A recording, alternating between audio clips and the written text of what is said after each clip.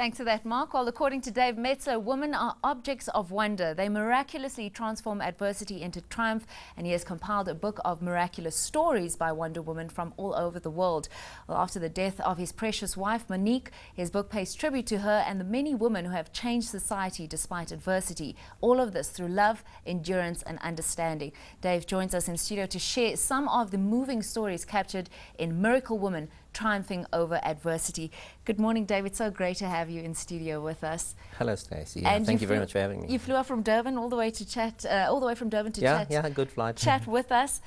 It's really a fantastic book. Just reading some of the stories last night, I read one of the final stories, the one about Jessica, and I was brought to tears. And I don't understand how some of these women got through the pain and the horror of what they experienced to the point where they could share it so openly with the rest of the world, with South Africa. But you certainly got them to confide in you. Well, that's why I call them butterflies, because they did. They went into this, this caterpillar was the experience, that ugly experience. And then for a while it was like a dark cocoon depression. But then, being an object of wonder, this miraculum, the woman thing, she and many like her have taken a different stance on things. So they said, you know what, I'm not a victim, I'm a survivor, as Jess says in her story.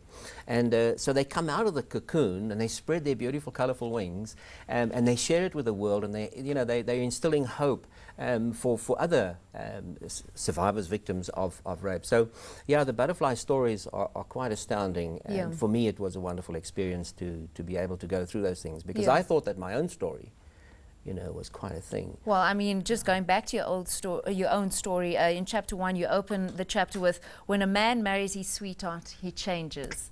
Tell me about Monique and how she changed your life. Have we got a few hours?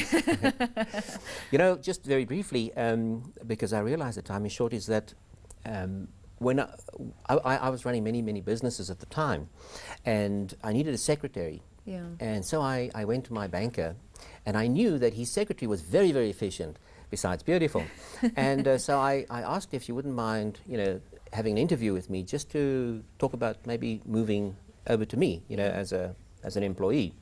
So that's what we did. We went to lunch. And in the lunch, we didn't talk about business whatsoever. She was like a breath of fresh air to me. I couldn't believe that women like this existed, She had this infectious little giggle, and she wasn't flirtatious at all, and neither was I, because I was a very stoic kind of individual, very disciplined.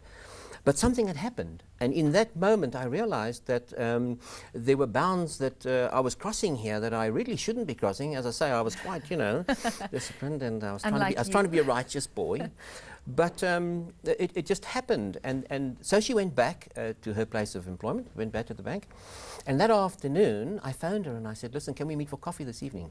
Or late in the afternoon when she finished work. So we went to a little coffee shop, and I fell in love with her at that coffee shop. She was talking across the table, and she was so, full of love and life and whatever. And I thought to myself, wow, now I understand what this feeling is, because I didn't quite understand it at lunch.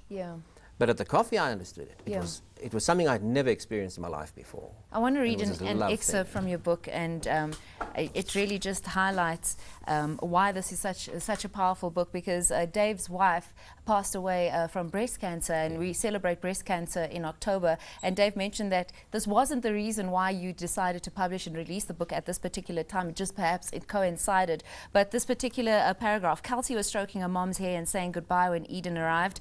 I went out to meet her. My vision was blurred by tears, but I saw her running towards me down the corridor, fear and questioning on her face. I knelt and held her in her arms. Mommy is in a lot of pain, my darling, and she cannot bear it anymore. She isn't going to live much longer. Come and tell her how much you love her, and say thank you for being such a wonderful mother. Come and say goodbye to Mom. That must have been such a difficult moment, not just for you, but for your daughters. Terrible. I mean, it's very difficult for me to actually talk about it, because and that was the most difficult part of writing the whole book, is to having to go over the stories, and I have to tell that same story over and over again. Because Monique and I were one in every sense of the word. We were. So to have gone through that experience, it just destroyed me. It just destroyed me, and the children. But the truth is that in writing the book, because I wanted to, it didn't start out as writing a book of this nature. Yeah. I was just writing perhaps for therapy, perhaps, as I said, in one of the pages there, I had a little heading saying why I've written the book. And really it was trying to reconnect with Monique, Yeah. you see, to relive those experiences that I had so enjoyed. And then, because she has this online women's organization, Yes. Women's Lifestyle, I think you saw that there. And she had 30,000 women in South Africa on her database. So I sent out a message to them to say, if you've got any stories of difficulty that you've overcome, let me know. Yeah. And that was a huge amount of therapy for me. And that's why I think to a large extent the book kind of like encompasses a healing. It's because it was a healing for me. Yeah. But for all the writers, all those beautiful women that had contributed their stories, Yeah. it was a healing for them as well, so I'm told, Overall, I feel that it's not really a book.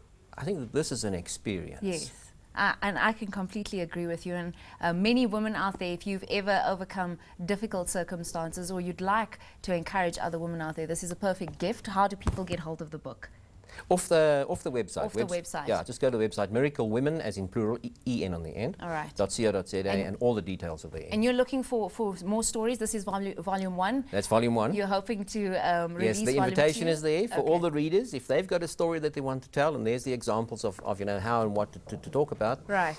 Right from the heart, tell me your story, and we'll put you in volume 2. So there's the miracle wife, mother, the miracle sister, daughter. It goes on and on. The miracle butterfly and the miracle under stress. Get the book. You can contact Dave. We're chatting to Dave Metzler, the author of Miracle Woman Triumphing Over Adversity, to purchase the book and to contact him, especially if you have a story and you'd like to contribute to volume 2.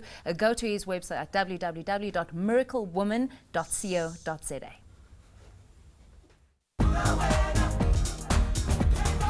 Sunrise.